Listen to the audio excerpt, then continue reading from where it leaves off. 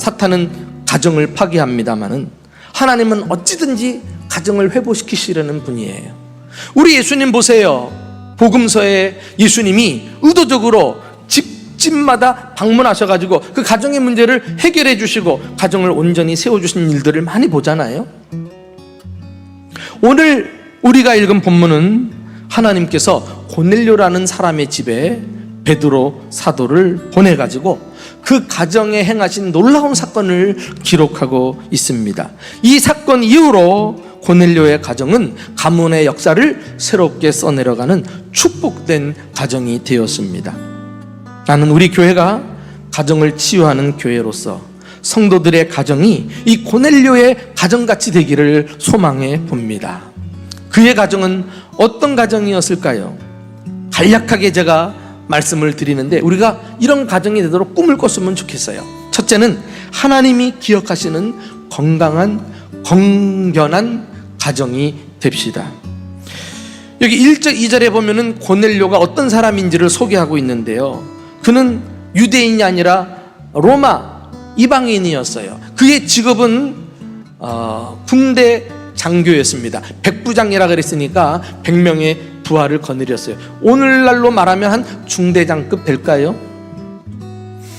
군인은 거친 사람들입니다. 어떻게 하면 적을 많이 죽일까를 연구하고 훈련하는 사람이에요. 그런데 이 고넬료는 일반 군인들이 가지고 있지 않은 아주 좋은 특징이 하나 있었는데, 그의 경건은 하나님께 기도하고 또 옆으로는 백성들을 많이 구제하는 것으로 나타나고 있습니다. 우리 교회가 가정을 치유하는 교회라고 할 때 제가 기대하는 것은 우리 성도들에게 이런 경건한 습관을 훈련시켜서 성숙한 이런 성품을 가지고 하나님을 사랑하고 이웃을 사랑할 줄 아는 이런 가정을 만들어가고 싶은 것입니다. 두 번째, 온 가족이 성령으로 거듭난 가정이 됩시다. 하나님은 경건한 고넬료의 가정에 베드로를 보내서 예수 그리스도의 복음의 말씀을 전하게 했어요.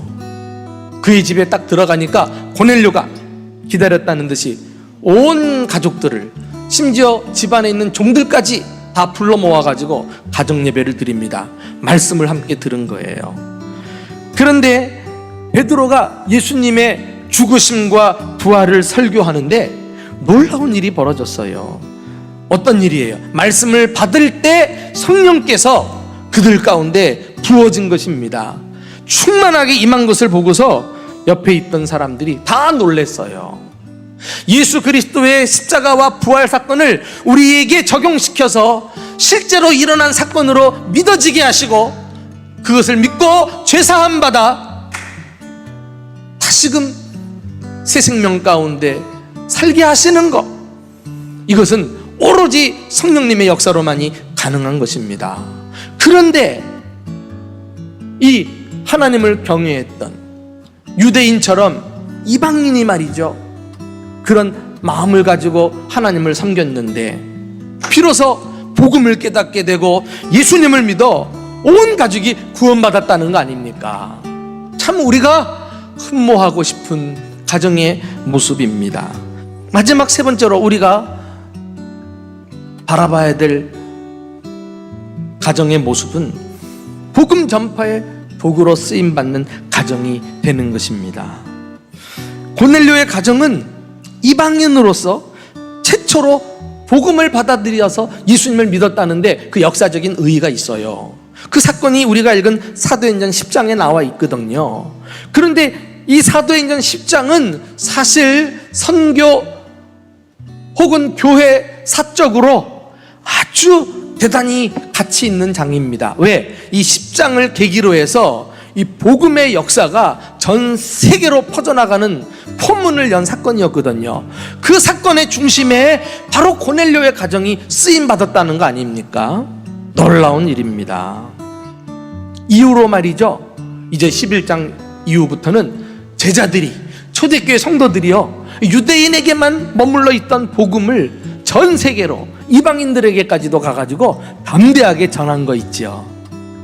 이거 보면 이 고넬료의 가정은 이방 선교의 포문을 여는 그런 도구로 하나님 앞에 쓰임 받았으니까 얼마나 감격스러웠겠습니까?